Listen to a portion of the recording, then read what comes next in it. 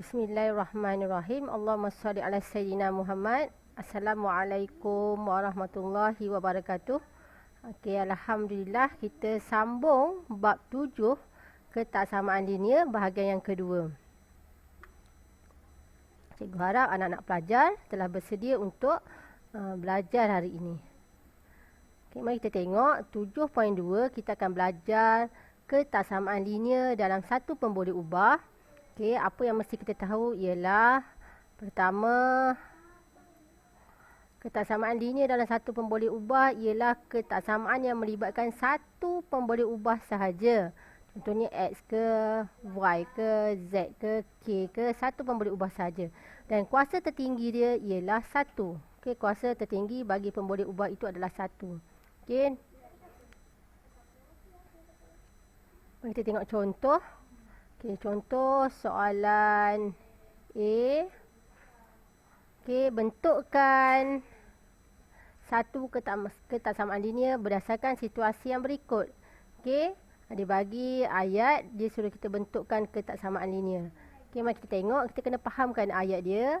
Bagi melayakkan diri ke pusingan akhir satu kuis matematik, markah X yang perlu dikumpul oleh setiap pelajar mestilah lebih daripada 60 markah. Jadi X lebih daripada 60 markah.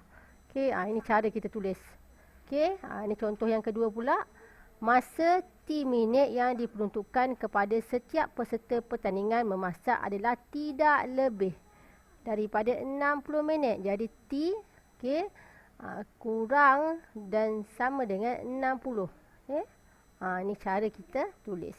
Okay, mari kita cuba soalan 1. Bilangan peserta P yang menyertai latihan amal bulan pencegah kanser pada tahun ini adalah melebihi 1000 orang. Jadi P lebih 1000. Ini cara kita tulis. P lebih besar daripada 1000 lah. Okay. Yang kedua, jisim mkg, ayam yang dijual di pasar, jimat semuanya kurang daripada 2 kg. Okey, jadi M kurang daripada 2. Okey, mudah saja. Kita kena fahamkan ayat dan baru kita boleh buat ketaksamaan linear tersebut. Ketinggian HCM setiap pelajar yang ingin mencuba permainan di sebuah taman tema adalah sekurang-kurangnya 120 cm. Jadi H mesti lebih dan sama dengan 120. Okey. Yang terakhir, jisim yang terakhir isi padu VML, cecair dalam setiap botol adalah tidak melebihi 500 ml. Okey, isi padu VML, cecair dalam setiap botol adalah tidak melebihi 500 ml. Jadi V, okey, kurang dan sama dengan 500. Okey, mudah sahaja. Okey, dia punya simbol kita tak payah tulislah. Okay, tengok soalan B pula. Dalam satu situasi, okey, tulis satu situasi berdasarkan setiap ketaksamaan linear yang diberi. Dia bagi situasi, okey, berdasarkan ketaksamaan ni dia suruh kita tulis satu situasi lah. Contoh, dia bagi P lebih besar daripada 1000 dengan keadaan P ialah keuntungan dalam ringgit yang diperoleh kedai runcit warisan setiap minggu. Jadi ayat yang kita boleh tulis ialah, ini contoh ayat dia, keuntungan yang diperoleh kedai runcit warisan setiap minggu adalah melebihi RM1000. Okay, mari kita cuba soalan 1. M lebih besar dan sama dengan 2 dengan keadaan M ialah jisim dalam kg buah tembikar yang dibeli oleh Faris. Jadi jisim, kita boleh buat ayat, jisim tembikar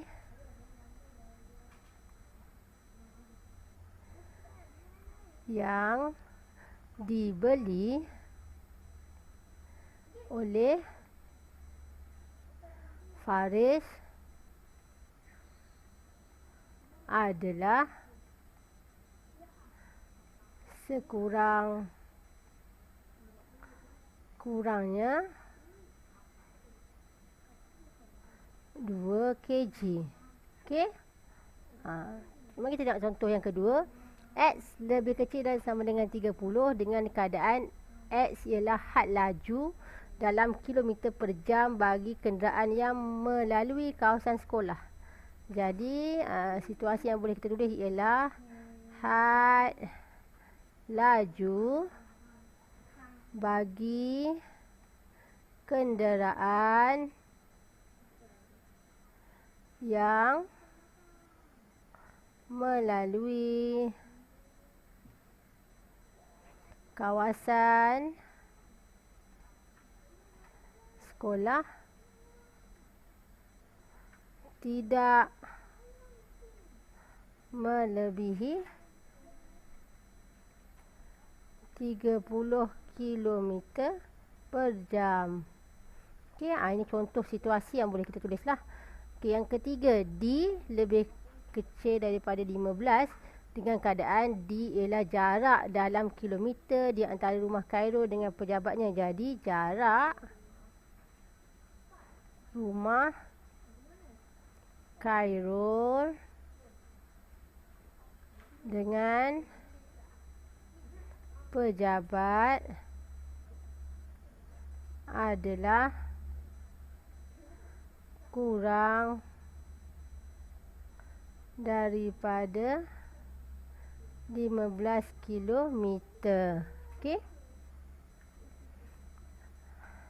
Mudah saja kalau kita faham bagaimana untuk tulis ketaksamaan dan bagaimana untuk tulis situasi.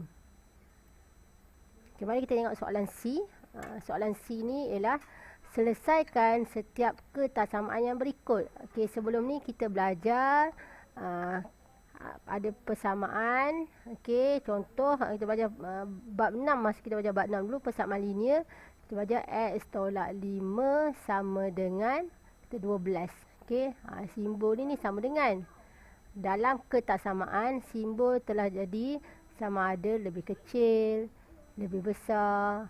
Okey, lebih kecil dan sama dengan, ataupun lebih besar dan sama dengan. Okey, ini ada 4 simbol ketaksamaan. Okey, cara nak buat sama saja. Okey, mari kita cuba. X tolak 5 lebih kecil daripada 12. Jadi, 5 kita akan bawa sebelah sini. Sebab kita nak X, jadi 12 tambah 5. Jadi, X dengan 17. Okey, X lebih kecil daripada 17. Okey, soalan 2. Yang ketiga kita akan bawa sebelah sini. Jadi, X. Okey, yang ada punya simbol ketaksamaan ni kita salin je. 6 tambah 3. Jadi, X lebih besar dan sama dengan 9. Okey, soalan nombor 3. Kita akan bawa positif 3 pergi sini. Jadikan jadi negatif. Okey, 9 tolak 3. Jadi, X lebih besar daripada 6. Okey. Yang ni positif 6 bawa sini dia akan jadi negatif X. Yang ni kita salin je kita punya simbol dia, tolak 6. Jadi X sama dengan lebih kecil sama dengan 8. Okey, mudah saja. Okey. Sekarang bahagi pun ataupun darab pun sama juga kaedah dia.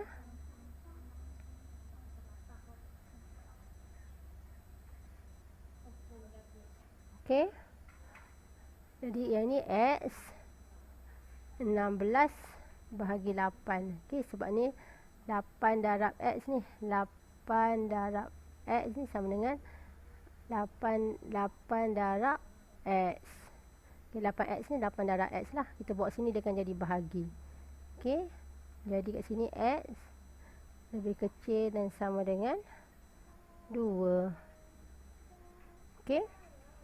6 4X.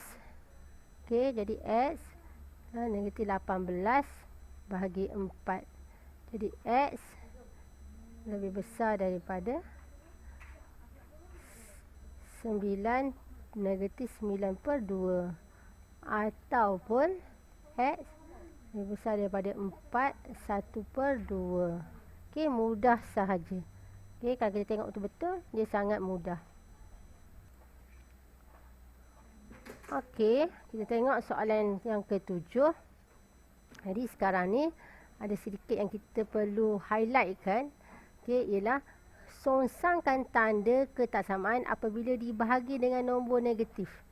Sekarang kalau melibatkan nombor negatif, okey, di darab ataupun dibahagi dengan nombor negatif, kita mesti songsangkan ketaksamaan ni. Maksudnya tanda ni kita akan terbalikkan. Okey, cuba kita tengok ni, negatif ni ada negatif kan. Negatif 4x lebih besar sama dengan 20. Okey, masa kita nak buat, kita kena songsangkan tanda dia. Jadi negatif 4x, okey, kita akan pusingkan tanda dia. Okey, dengan 20. Macam ni. Okey. Yang ini kita akan bagikan dengan negatif 4. Yang ini pun kita akan bagikan dengan negatif 4. Jadi X lebih besar, lebih kecil dan sama dengan negatif 5. Okey. Mudah saja. Okey. Mari kita tengok, kita cuba buat soalan 7. Okey, bila kita nampak negatif, kita akan songsangkan tanda dia. Jadi yang ini kita salin balik. Kita terbalikkan tanda dia sekarang. Okey. Jadi tinggalkan X. Okey, 6 bahagi negatif 3. Kita dapat X dan negatif 2. Okey. Mudah saja. Okey. Okey, mari kita cuba soalan 8. Bila kita nampak negatif, kita kena songsangkan tanda dia. Okey, tanda dia macam ni. Kita akan jadi terbalikkan tanda dia, negatif 28. Jadi X negatif 28 bahagi negatif 7. Jadi X dengan 4. Okey, mudah sahaja. Okey, saya ulang. Songsangkan tanda ketaksamaan apabila dibahagikan dengan nombor negatif. Kalau nak bahagi dengan nombor negatif, kita kena songsangkan ketaksamaan tu. Okey, tanda ketaksamaan tu kita terbalikkan. Songsang ni maksudnya kita terbalikkan. Okey, mudah. Mari kita tengok. Okey. Sekarang X/2 lebih kecil daripada 5. Kita nak gunakan edah pintasan. Jadi X, kita darab je. 5 darab dengan 2. Sebab ini operasi dia adalah bahagi. Bila buat sini jadikan jadi darab. Jadi X lebih kecil dengan 10. 9. Ini kita akan bawa sini. Jadi X negatif 2 darab 9. Jadi X dan negatif 18. Sekali lagi.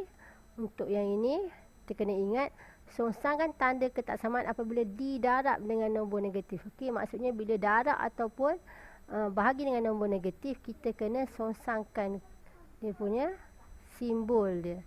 Kita cuba yang ini. Negatif X/5. Songsangkan simbol dia 1. Jadi yang ini kita bawa je dah ni. Negatif X 1 darab dengan 5. Jadi X 5. Jadi sekarang saya nak buat negatif di sini. Jadi negatif 5. Saya bawa tanda negatif pergi sini. Tengok yang ke-12. Yang 12.